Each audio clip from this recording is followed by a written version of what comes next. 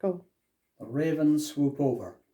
They had just finished the job when Roly-Poly Bird came swooming in, screaming, "They're coming back! They're coming back!" Quickly the birds flew back onto the roof of the house. The monkeys rushed into their cage and stood upside down, one on top of the other. A moment later, Mr. and Mrs. Twit came marching into the garden, each carrying a fearsome-looking gun. "I'm glad to see these monkeys are still upside down," said Mr. Twit. "They're stupid to do anything else," said Mrs. Twit. "Hey, look at all these cheeky birds still up on the roof. Let's go inside and load our lovely new guns, and then I'll bang, bang, bang, bang. Bird pie for supper." Just as Mr. and Mrs. Twit were about to enter the house, two black ravens swooped low over their heads. Each bird carried a paintbrush on its claw, and each paintbrush was smeared with sticky glue. As the ravens whizzed over, they brushed a streak of sticky glue on the top of Mr. and Mrs. Twit's head. They did it with the lightest touch, but even so the Twits both felt it. "What was that?" cried Mrs. Twit. "Some beastly bird has dropped his dirty droppings on my head." "1 minute, one mine too," shouted Mr. Twit. I felt it. "Don't touch it," cried Mrs. Twit. "You'll get it all over your hands.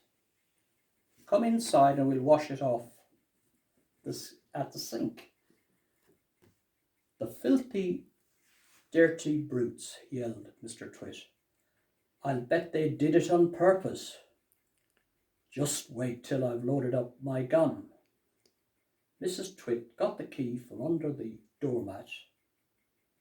Where's Muggle Wump had carefully replaced it. Into the house they went.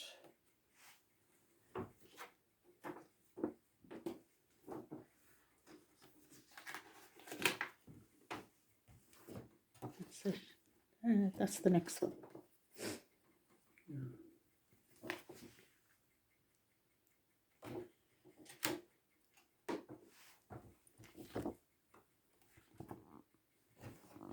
Yep.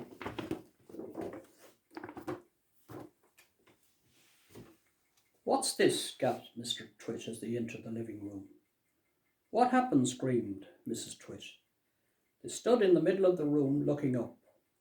All the furniture, the big tables, the chairs, the sofas, the lamps and the little side tables, the cabinet with bottles of beer in it, the ornaments, the electric fire, the carpets, and everything was stuck upside down to the ceiling. The pictures were upside down on the walls, and the floor we're standing on were absolutely bare. What's more, it's been painted white to look like the ceiling. "Look," screamed Mrs. Twit, "that's the floor. The floor's up there. This is the ceiling we're standing on. The ceiling." "We're upside down," gasped Mr. Twit. "We must be upside down. We're standing on the ceiling floor, looking down at the floor." "Oh, help," screamed Mrs. Twit. "Help, help, help. I'm beginning to feel giddy." So am I, cried Mr. Twit. "I don't like this one little bit. We're upside down. All the blood's going to my head," screamed Mrs. Twit. "If we don't do something quickly, I shall die. I know I will."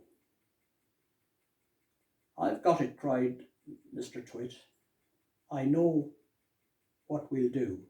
We'll stand on our heads.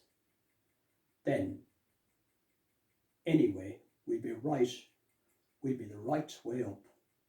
So they stood on their heads, and of course the moment the tops of their heads touched the floor, the sticky glue that the ravens had brushed onto the on a few moments before did its job. They were stuck. They were pinned down, cemented, glued, fixed to the floorboards.